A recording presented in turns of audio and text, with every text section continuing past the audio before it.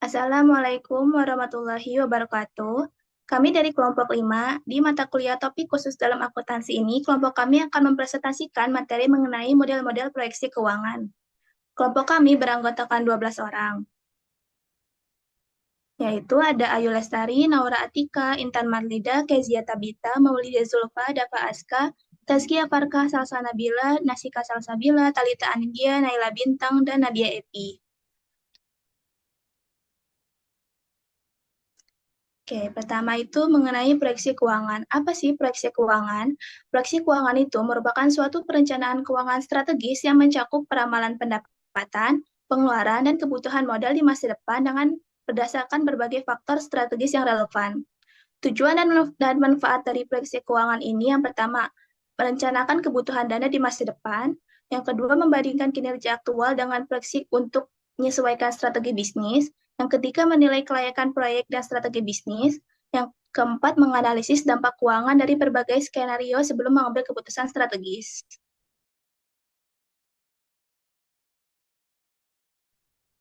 Selanjutnya yaitu jenis proyeksi keuangan. Jenis proyeksi keuangan ada dua, yaitu proyeksi jangka pendek dan proyeksi jangka panjang. Proyeksi jangka pendek itu kurang dari 1 tahun digunakan untuk pengelolaan operasional harian. Sedangkan proyeksi jangka panjang itu 3 sampai dengan 5 tahun digunakan untuk menarik investor dan strategi bisnis jangka panjang. Hasil proyeksi keuangan dari laporan laba rugi yaitu menilai profitabilitas. Dari laporan arus kas yaitu memantau likuiditas dan pengelolaan dana. Dan dari laporan neraca yaitu menggambarkan kondisi keuangan perusahaan.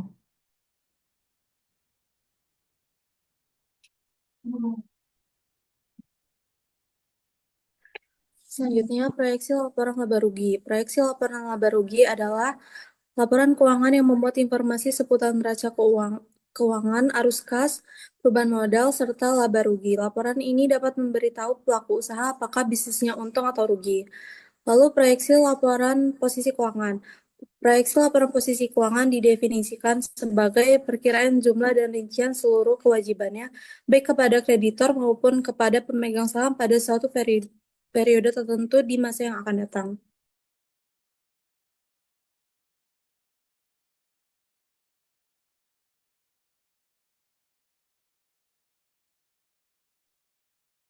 Selanjutnya yaitu tentang proyeksi laporan arus kas. Proyeksi laporan arus kas merupakan proses perkiraan atau prediksi tentang jumlah kas yang akan masuk dan keluar dari suatu entitas bisnis dalam periode tertentu. Proyeksi arus kas membantu perusahaan dalam mengelola likuiditas dengan cara memastikan ketersediaan dana yang cukup untuk memenuhi kewajiban finansial.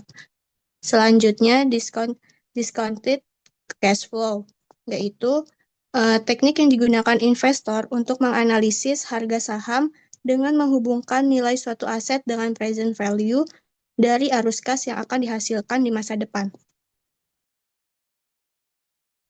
Selanjutnya adalah penerapan model-model proyeksi keuangan. Proyeksi laporan laba rugi, penerapan model proyeksi laporan laba rugi yang pertama mengumpulkan data historis, yang kedua menentukan metode proyeksi, yang ketiga menyusun proyeksi pendapatan, yang keempat menghitung beban pokok penjualan, yang kelima menghitung beban operasional, yang keenam menghitung laba operasi, yang ketujuh menghitung beban bunga dan pajak, dan yang terakhir menyusun laporan laba rugi proyeksi. Selanjutnya ada kelebihan dan kekurangan. Kelebihannya itu menentukan asumsi dan data historis. Yang kedua, membuat proyeksi laporan laba rugi. Tiga, ada membuat proyeksi arus kas. Keempat, membuat proyeksi neraca dan evaluasi dan penyesuaian. Untuk kekurangannya itu ada tiga. Yang pertama, tingkat ketidakpastian yang tinggi. Yang kedua, ketergantungan pada asumsi. Dan yang ketiga, tidak mencerminkan arus kas secara langsung. Selanjutnya, proyeksi laporan posisi keuangan. Yang pertama ada penerapan model proyeksi laporan posisi keuangan, yaitu menentukan asumsi dan data historis, membuat proyeksi laporan laba rugi, menyusun proyeksi arus kas, membuat proyeksi neraca, evaluasi, dan penyesuaian. Kelebihannya menunjukkan kondisi finansial di masa depan, membantu perencanaan ekspansi, dan mengoptimalkan pengelolaan arus kas. Untuk kekurangannya, tidak selalu mencerminkan kinerja operasional, bergantung pada akurasi estimasi aset dan kewajiban, dan sulit mengantisipasi perubahan pasar. Selanjutnya, ada penerapan model proyeksi arus kas. Proyeksi arus kas dimulai dengan menentukan periode yang sesuai, baik itu bulanan, triwulanan, atau tahunan, dan mengumpulkan data historis seperti penerimaan dan pengeluaran kas, serta faktor eksternal yang memengaruhi keuangan. Selanjutnya, perusahaan menyusun asumsi bisnis berdasarkan analisis historis dan pasar. Proyeksi arus kas disusun menggunakan metode langsung atau menghitung transaksi kas, atau tidak langsung, atau menyesuaikan laba bersih dengan perubahan akun neraca. Hasil proyeksi kemudian dievaluasi dan disesuaikan jika ada ketidaksesuaian atau perubahan faktor eksternal. Selanjutnya, kelebihan dan kekurangan proyeksi laporan arus kas. Kelebihannya, proyeksi arus kas meliputi pengelolaan likuiditas, peningkatan transparansi keuangan, dukungan untuk keputusan investasi, dan antisipasi kekurangan kas. Kekurangannya tidak mencerminkan profitabilitas secara langsung, sebab bisnis bisa memiliki arus discounted cash flow. Selanjutnya ada penerapan model proyeksi discounted cash flow. Penerapan model proyeksi discounted cash flow atau DCF dimulai dengan mengumpulkan data keuangan historis dan menentukan periode proyeksinya yaitu 5-10 tahun. Selanjutnya, proyeksi arus kas masa depan dihitung berdasarkan pendapatan, biaya, dan investasi dengan tingkat diskonto yang ditentukan menggunakan WACC atau tingkat pengembalian yang diharapkan. Nilai DCF dihitung menggunakan rumus tertentu ditambah dengan nilai terminal yang dihitung melalui Garden Growth Model. Total nilai bisnis diperoleh dari penjumlahan DCF dan terminal value, dan jika nilai DCF-nya lebih besar dari investasi awal, proyek dianggap menguntungkan.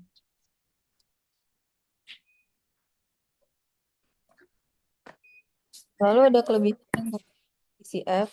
Di kelebihannya mencakup estimasi nilai intrinsik yang akurat, membantu keputusan investasi, dapat diterapkan pada berbagai aset, dan memungkinkan perbandingan antar investasi berdasarkan arus kas masa depan.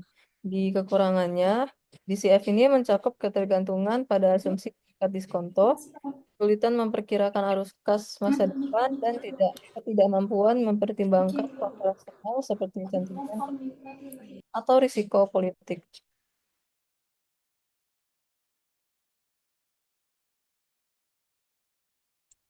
Selanjutnya, proyeksi keuangan Franchise Center Indonesia dalam pengembangan UMKM di Indonesia. Franchise Center Indonesia atau FCI didirikan untuk membantu UMKM berkembang melalui sistem waralaba. Namun, banyak UMKM mengalami kesulitan dalam mengelola keuangan dan tidak memiliki proyeksi keuangan yang jelas.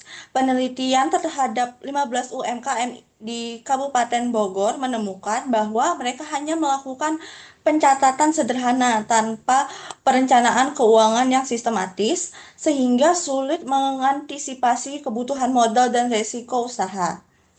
Selanjutnya, untuk mengatasi masalah ini, dilakukan evaluasi keuangan UMKM. Penyusunan proyeksi laporan keuangan 5 tahun, itu mencakup laba rugi, neraca dan arus kas, serta pelatihan pengelolaan keuangan menggunakan alat bantu sederhana. Misalnya, UMKM mulai memiliki pemahaman yang lebih baik tentang keuangan, dapat mengelola arus kas dengan lebih baik, dan FCI memperoleh proyeksi pertumbuhan bisnis yang lebih jelas, meningkatkan daya tarik bagi investor. Kasus ini menunjukkan bahwa proyeksi keuangan yang matang sangat penting dalam memastikan keberlanjutan usaha UMKM.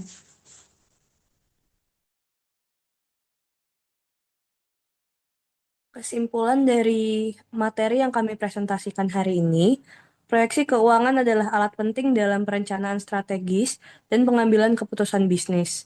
Dengan model seperti proyeksi laba rugi, posisi keuangan, arus kas, dan discounted cash flow, perusahaan dapat memperkirakan kondisi keuangan masa depan. Proyeksi ini membantu mengelola arus kas, mengoptimalkan sumber daya, dan mengurangi risiko. Namun, Keakuratan proyeksi bergantung pada kualitas data dan asumsi yang digunakan. Oleh karena itu, pemahaman model proyeksi keuangan sangat penting bagi mahasiswa akuntansi untuk analisis bisnis yang berbasis data.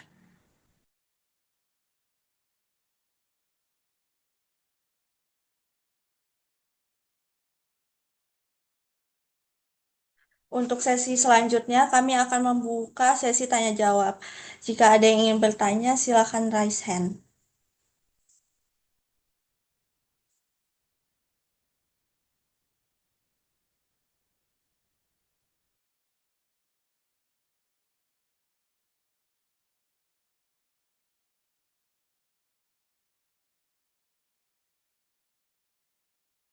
Silakan Dea Yulia Anggraini. Baik, sebelumnya izin memperkenalkan diri, nama saya Dea Yulia Anggraini dengan NPM terakhir 085.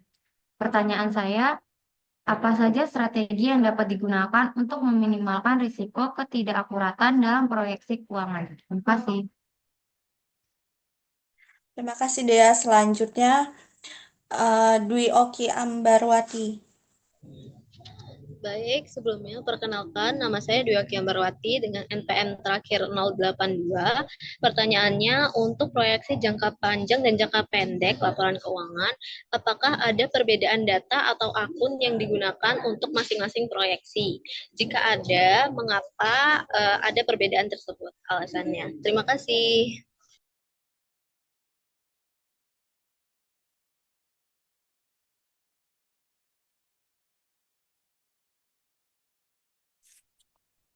Sebelumnya mau memperkenalkan diri, perkenalkan nama saya Yasya Sani dengan NPM 021. Izin bertanya, bagaimana peran teknologi dan data analis dalam meningkatkan keakuratan proyeksi arus kas?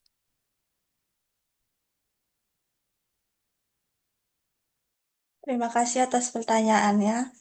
Izinkan kami untuk mendiskusikan jawabannya terlebih dahulu.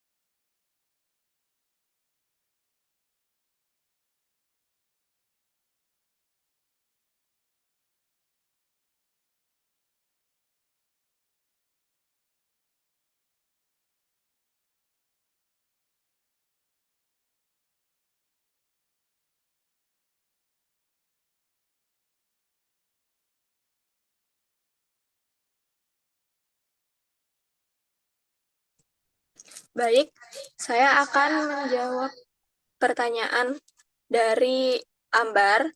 Jadi, perbedaan data dalam proyeksi jangka pendek dan jangka panjang itu ada 3. Yang pertama, dari tujuan proyeksinya.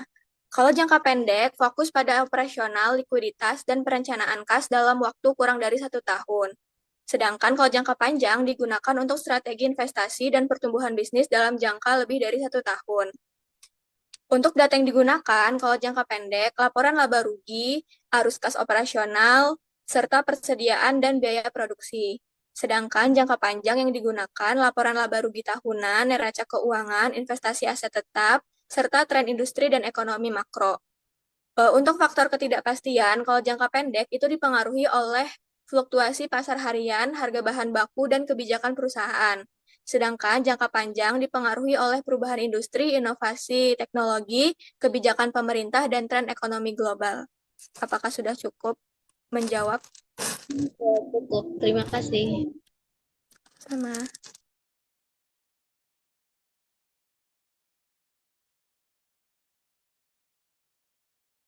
Selanjutnya, saya akan menjawab pertanyaan dari Dea, yaitu Apa saja strategi yang dapat digunakan untuk meminimalkan risiko ketidakakuratan dalam proyeksi keuangan? Ada beberapa strategi untuk meminimalkan risiko ketidakakuratan dalam proyeksi keuangan.